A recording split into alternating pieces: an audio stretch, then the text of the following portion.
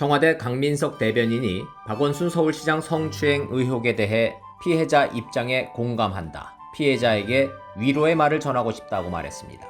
2주 동안 청와대 입장이 안 나왔으니 이제 할 때가 되지 않았냐는 한 언론과의 전화통화에서 나온 대답입니다. 해당 언론은 2주 만에 청와대 공식 입장이 나왔다고 보도했습니다. 대변인 발언이니까 청와대 입장으로 기사를 쓰는 건 당연합니다. 그런데 강 대변인은 브리핑을 자처해 바로 발언을 거둬들였습니다. 청와대 공식 입장이 아니다. 대변인 개인의 발언이라고 선을 그었습니다. 결론은 청와대 대변인의 실수로 정리됐습니다. 그렇다면 청와대 공식 입장은 뭔가? 2주가 넘도록 왜 침묵하는가?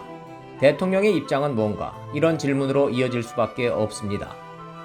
청와대 고위 관계자는 대통령의 발언을 다 소개할 수는 없고 진상규명 결과가 나온 뒤 공식 입장을 밝힐 것이라고 말했습니다. 강민석 대변인의 해프닝을 보고 이런 의문이 듭니다. 피해자의 입장을 공감한다. 피해자에게 위로의 말을 전하고 싶다. 이 말이 굳이 청와대 입장이나 대통령의 생각으로 국민에게 알려져서는 안 되는 이유가 뭘까? 지난 2주간에 걸친 대통령의 침묵이 의미하는 바는 뭘까? 혹시 대통령도 피해자를 피해자로 인정하지 않는 것일까? 대통령마저 피해자를 피해 호소인이라고 불렀던 이해찬 대표의 생각에 동의하는 것일까?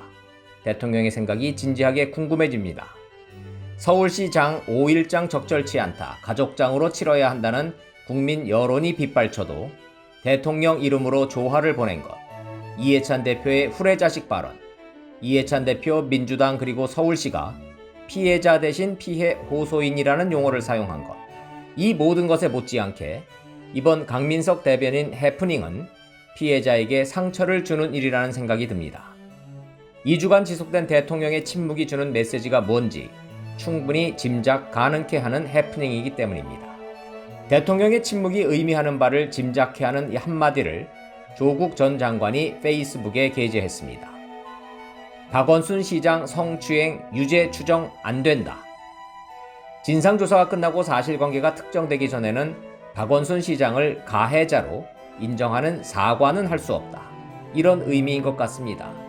이것도 동지 프레임일 걸까요?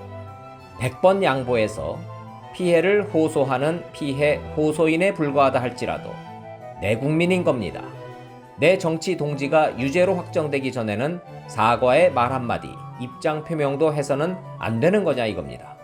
대통령의 침묵은 피해자에게뿐만 아니라 전 국민에게 상처를 주고 있다고 봅니다. 진상규명이 끝나고 피해 사실이 특정되어야 침묵을 깨겠다는 뜻인 것 같은데 진상규명은 언제 될까요? 되긴 될까요? 피해자가 열어준 핸드폰 포렌식도 경찰은 절반만 한다고 합니다.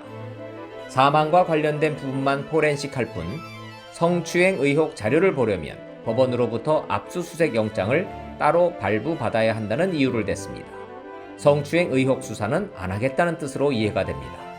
민주당에서 여성계 데모라는 남인순 최고위원은 박 시장 사망 당일 박 시장과 전화통화를 한 사실이 언론에 보도됐습니다.